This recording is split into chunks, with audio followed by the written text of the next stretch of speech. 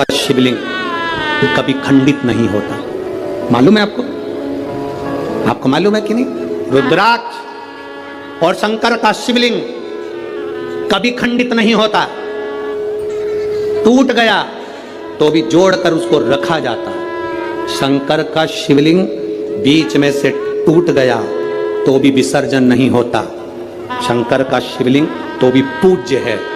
1000 टुकड़े भी हो जाए उस शिवलिंग के तो भी उसकी पूजन होगी। 25,000 टुकड़े भी शिवलिंग के हो जाएं तो भी उसकी पूजन होगी, क्योंकि शंकर के टुकड़े टुकड़े हो जाएं तो भी शंकर कभी समाप्त नहीं होता। वो एक एक कंकर में कण कण में शंकर होता है। घर में रखा हुआ शिवलिंग का टुकड़ा भी हो जाए तो यह नहीं कहा जाता कि मेरा शिवलिंग खंडित हो गया। ना ना, शंकर भगवान ने कृपा कर कर अगर 2 टुकड़े हुए हैं तो शिव पार्वती दोनों आनंद के साथ बैठे हैं। अगर ज्यादा टुकड़े हो गए तो मेरे महादेव सहस्त्रेश्वर शिवलिंग बनकर, हजारों शिवलिंग बनकर बैठ गए। वो सहस्त्रेश्वर महादेव बन गया, सहस्त्रेश्वर महादेव के रूप में विराजित हो गए। दूसरी कोई मूर्ति हो खंडित हो गई, टूट गई तो वो खंडित कहलाती है। दूसरे देवता की मूर्ति होगी, टूट गई, खंडित कहलाती है। पर शंकर भगवान का शिवलिंग अगर खंडित हो भी गया, टूट भी गया तो वो खंडित नहीं कहलाता। वो खंडित नहीं कहलाता। एक एक कण कण में शंकर है। जितने टुकड़े हो रहे हैं उसमें भी शिव है। वो खंडित नहीं। हिमाचल प्रदेश में बिजली महादेव, आप लोगों में से किसी ने दर्शन करें? मनाली में बिजली में करें आप लोग, और कोई ने भी करें? मनाली में बिजली महादेव, मनाली में बिजली महादेव के ऊपर बिजली गिरती है आकाश की, महादेव के टुकड़े हो जाते हैं। कभी नेट पर सर्च करना, छोटे छोटे टुकड़े महादेव के बिजली गिरने से पूरे महादेव के टुकड़े टुकड़े हो जाते हैं। बिजली महादेव। तब पूरे नगर में सूचना दी जाती है कि आज बिजली महादेव पर बिजली गिर गई, महादेव के टुकड़े हो गए। महादेव को वापिस जोड़ना है। पूरे गांव से मक्खन एकत्रित करा जाता है। माखन ले जाकर ऊपर एक साधारण सा परिवार जिसकी मर्जी हो, जो सब दूर भिक्षा मांगकर माखन एकत्रित कर ले, वो लेकर पहुंच जाता। शिव जी के टुकड़े उठाता है, उसको माखन से जोड़ता रहता है। पूरा दिन उसको मक्खन से भगवान शंकर को जोड़ने में लग जाता है। 1 लोटा जल देवाधिदेव महादेव का नाम लेकर वो डालता है। मक्खन पूरा की पूरा पिघल जाता है, शिवलिंग जुड़ जाता है, वो शिवलिंग वापिस निर्माण हो जाता है। वो बिजली महादेव साल में 2 से 4 बार बिजली महादेव पर बिजली गिरती है, और साल में 4 बार बिजली महादेव टूट कर गिरते हैं। कभी कुल्लू मनाली जाएं तो दर्शन कर कर आना बिजली महादेव का, जिनके टुकड़े टुकड़े हो जाते हैं, तो जोड़ा जाता है, उनको जोड़ते। कभी अगर समय मिले आपके पास में तो कभी स्मरण करिएगा बिजली महादेव। शिव सरल, शिवानंद, उसको पहचानने वाला, उसको जानने वाला सरल सहज नहीं है। सरल सहज उसको पहचानिए। और जिस समय पर आप जान गए कि शंकर खंडित नहीं होता, जिस समय पर आप जान गए कि शंकर कभी खंडित नहीं होते शिव, और तुम्हारे गले में, तुम्हारे घर में रुद्राक्ष है, उसके टुकड़े हो गए, उसको वापिस जोड़ने का प्रयास करो।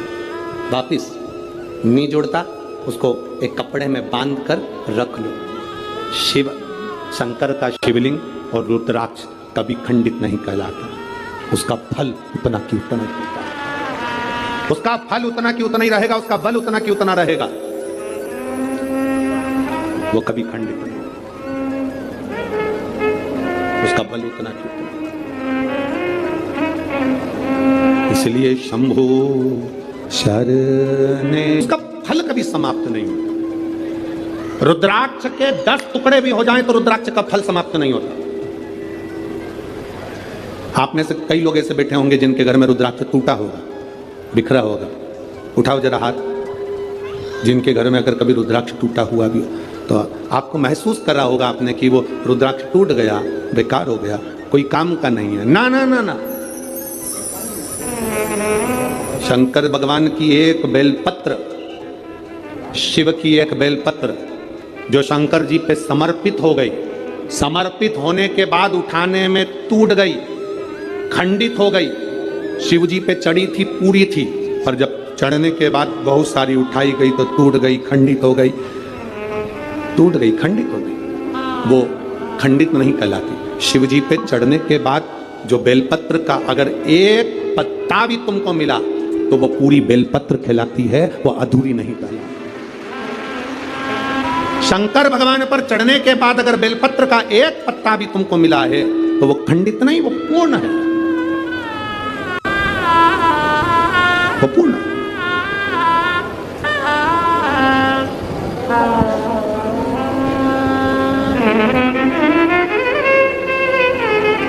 इसीलिए शिव कथा कर,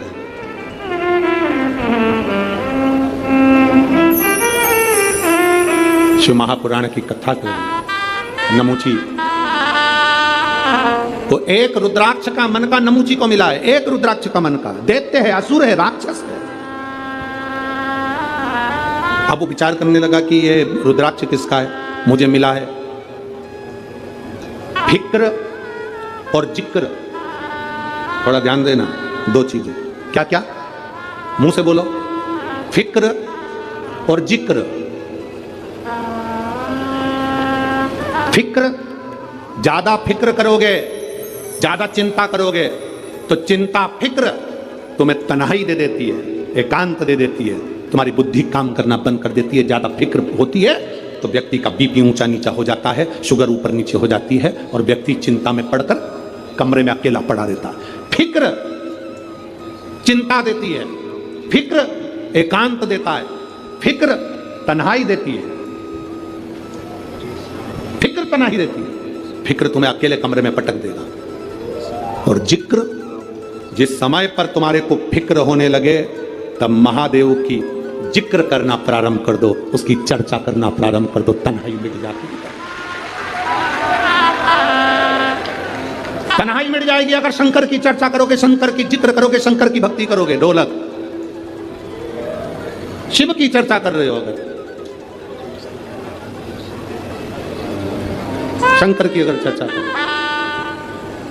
फिक्र और जिक्र में अंतर है। फिक्र तन्हाई देगा, जिक्र तन्हाई से निकाल देगा। फिक्र बीमार कर देगा, जिक्र शंकर का तुम्हें महामृत्युंजय का रस तत्व देकर उभार देगा। जिक्र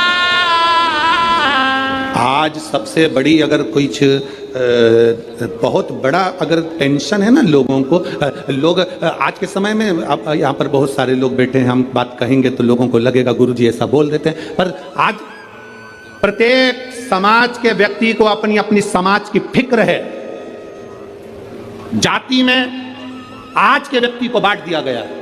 मैं ब्राह्मण, मुझे ब्राह्मण समाज की चिंता है। मैं वैश्य, मुझे वैश्य समाज की चिंता है। मैं क्षत्रिय, मुझे क्षत्रिय समाज की चिंता है। मैं शूद्र समाज की चिंता है।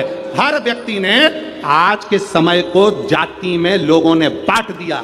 सबको अपनी अपनी समाज की, अपनी अपनी जाति की चिंता है, पर किसी को मेरे इस धर्म की, सनातन धर्म की चिंता नहीं है कि हम एक हैं।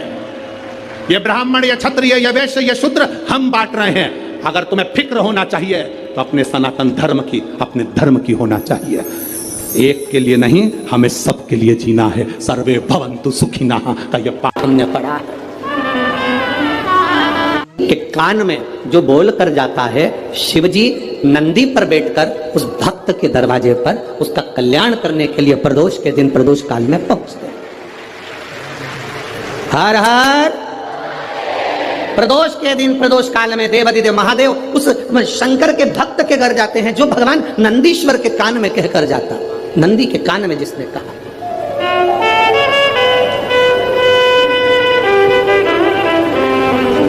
शंकर भगवान के इस शिवलिंग का स्मरण हम करेंगे। बीच में जो एक मोटी सी लाइन होती है, इस पर शुभ सुंदरी कहते हैं। सब लोग दर्शन करें, जम के बोलो जरा, करें। अशोक सुंदरी की जगह जहां पूरी हो जाती है, उसके बीच में शिवलिंग और उसके बीच में थोड़ी सी जगह खाली आती है। करें दर्शन, समझना जरा बहुत अच्छे से। जैसे ये अशोक सुंदरी की जगह है, हम निवेदन करेंगे आस्था चैनल वालों से भी और एलईडी वाले भी। जिन जिनको एलईडी पर आप दर्शन करा रहे हैं वो पूरी तरह से करा। गणेश जी का स्थान, षडानंद कार्तिकेय का स्थान, अशोक सुंदरी का स्थान बीच में। अशोक सुंदरी का जो स्थान पूरा हो जाता है, वहां से लेकर शिवलिंग के बीच में खाली जगह आती है।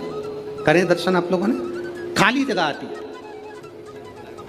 उस खाली स्थान की जो महत्वता है, ये जो अशोक सुंदरी से लेकर बीच में जो जगह है, ये भगवान शंकर की जो धर्म पत्नी है माता पार्वती, उनकी जो योगनियां हैं 64 योगनी, उनकी जो शक्ति पीठें हैं, उनकी जो सिद्धता है, उनकी जो सिद्धियां हैं, ये अशोक सुंदरी से शंकर के शिवलिंग के बीच में जो खाली जगह होती है, इस स्थान पर 64 योगनियां, देवियां, अष्ट सिद्धियां, नवनिधियां सब इस स्थान पर रहती है। इसलिए हमारे यहाँ शिव महापुराण की कथा कहती है, पूर्ण पूजन के बाद अगर कोई नारी, कोई पुरुष, कोई बच्चा, कोई बुजुर्ग अपने मन की बात का स्मरण इस जगह पर। श्री शिवाय नमस्तुभ्यं। दोस्तों, हर हर महादेव। सावन का महीना चल रहा है, तो इसी महीने हरियाली तीज पड़ती है। तो 27 जुलाई को दिन रविवार को हरियाली तीज है। हरियाली तीज के दिन भगवान माता पार्वती पर आप लोग यह 3 चीज़ सुहागन महिलाएं अवश्य चढ़ाएं। होगी मनोकामनाएं प्राप्त होगी, सौभाग्य की प्राप्ति होगी, अखंड सौभाग्य प्राप्ति होगी। इसलिए महिलाएं यह उपाय अवश्य करें और यह चीज़ भगवान पे अवश्य चढ़ाएं, माता पे पार्वती पे अवश्य चढ़ाएं। हर हर महादेव। श्री शिवाय नमस्तुभ्यं।